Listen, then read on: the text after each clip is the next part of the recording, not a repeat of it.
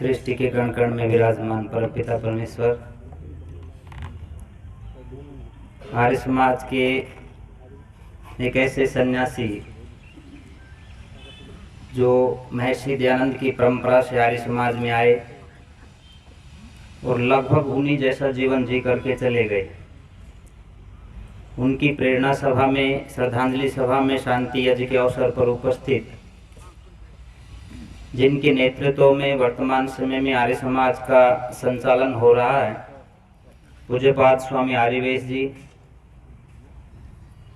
स्वामी श्रद्धानंद जी के दीक्षा गुरु और गुरुकुल परंपरा के संवाहक पूज्य स्वामी प्रणवानंद जी महाराज, स्वामी सच्चिदानंद जी महाराज, स्वामी नित्यानंद जी, पुरोहित सभा के अध्यक्ष आचार्य प्रेमपाल शास्त्री जी, नशाबंदी परिषद हरियाणा के अध्यक्ष पूज्य स्वामी रामवेश जी, राजस्थान आर्य प्रतिनिधि सभा के अध्यक्ष आदरणीय बिरजानंद जी एडवोकेट, मेरे से पूर्व जिन्होंने अपनी बातें आपके बीच में रखी, दिल्ली सभा के मंत्री भाई विनय आर्य जी, और ठीक मेरे से पहले बोल करके गए भाई कर्ण दलाल जी, समस्त सन्यासी वृंद, नौजवान युवा साथियों, पवित्र मातृशक्ति। मैं बहुत कम शब्दों में अपनी बात आपके बीच में रखने का प्रयास करूंगा। बहुत मुश्किल होता है किसी व्यक्ति के लिए जब आप सामाजिक जीवन में पदार्पण करते हैं और उसके बाद आपको एक जिम्मेदारी दी जाती है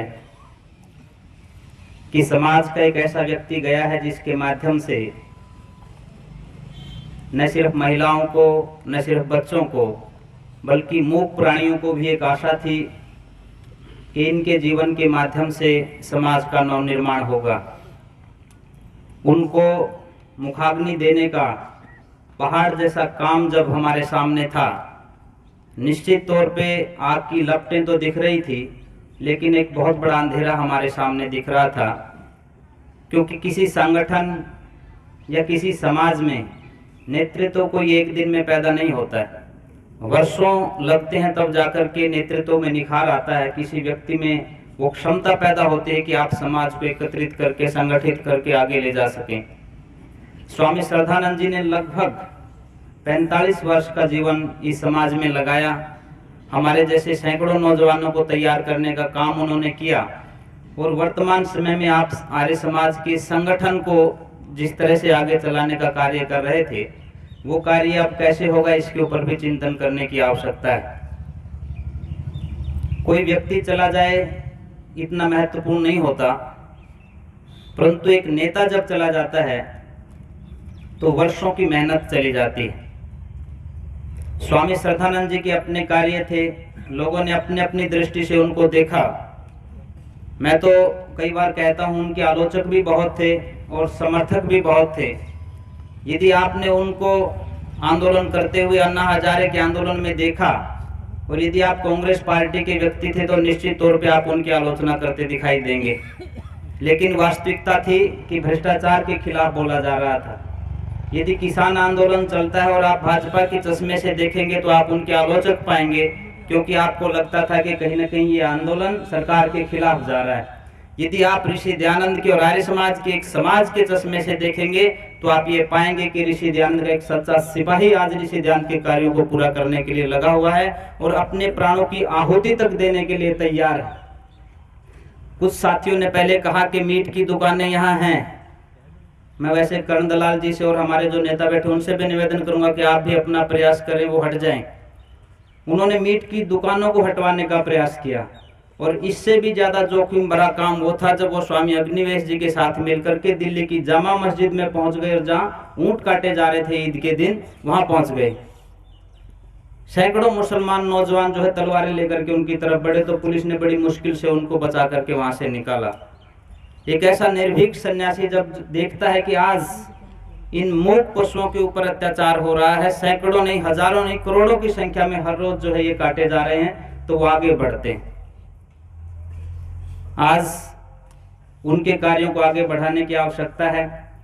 भाई राजदेव जी पिछले 12 मार्च को वो टिटोली में थे, पूज्य स्वामी आर्यवेश जी भी वहां थे, और हमारे एक साथी वहाँ संन्यास की दीक्षा ले रहे थे। मैंने उनसे निवेदन किया कि अब संन्यास लेना चाहिए। कुछ साथी ऐसे आज आगे आए जो इस संगठन को बढ़ाने के लिए काम करें। और मैं अक्सर ये बात कहता हूँ, किसी भी विचार के प्रचार के लिए जीवनदानी साथियों की आवश्यकता होती है, जो अपने घर बार को छोड़ करके पूरा का पूरा समय माँ आर्य समाज के लिए देने के लिए तैयार हों। तो उन्होंने कहा कि मैं 13 मार्च 2023 को संन्यास की दीक्षा लूँगा। स्वामी श्रद्धानंद जी वहाँ उपस्थित थे। मैंने उनको भी कहा कि हमने तो अपनी टीम को बढ़ाने का स्वामी जी निर्णय ले लिया है। उन्होंने कहा ये तो पहले से ही निर्णय ले चुके हैं, क्योंकि इन्होंने नैष्ठिक की दीक्षा बहुत पहले पूज्य स्वामी आर्यवेश जी से ली है। परंतु ये नहीं पता था कि बहुत जल्दी पूज्य स्वामी श्रद्धानंद जी हमारे बीच में से चले जाएंगे। ये जो यहाँ पर खालीपन आया है उसको भरने की आवश्यकता है। मैं आह्वान कर रहा हूँ भाई राजदेव जी से, व्यक्तिगत भी कहूँगा, सबके बीच में भी कह रहा हूँ। हो सकता है कि अलग अलग साथी को अलग अलग प्रकार का कष्ट होगा स्वामी जी के जाने से, पर जिसने 1 दशक से ज़्यादा का समय जिस प्रकार से एक छोटा सा पुत्र अपने पिता के साथ रहता है, एक शिष्य अपने गुरु के साथ रहता है, उनके चरणों में बैठ करके उन्होंने समाज में आना जाना सीखा है, समाज में कार्य करना सीखा है। आज वो आगे आकर के ये संकल्प दोहराएं। और मैं ये मानता हूँ कि आपकी तरफ से भी और अपनी टीम की तरफ से भी स्वामी श्रद्धानंद जी को सच्ची श्रद्धांजलि यही होगी कि श्रद्धानंद जी के खाली स्थान को कोई न कोई दूसरा श्रद्धानंद बन करके आगे आए और उनकी इस रिक्त स्थान की पूर्ति को करे।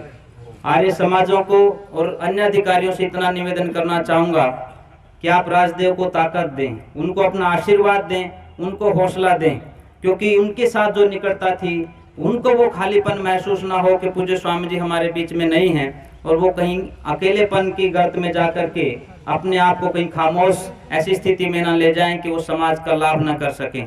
हालांकि पूज्य स्वामी आर्यवेश जी जब तक बैठे हैं, पूज्य स्वामी प्रणवानंद जी बैठे हैं, तो किसी प्रकार की कोई भी समस्या हमारे सामने नहीं है।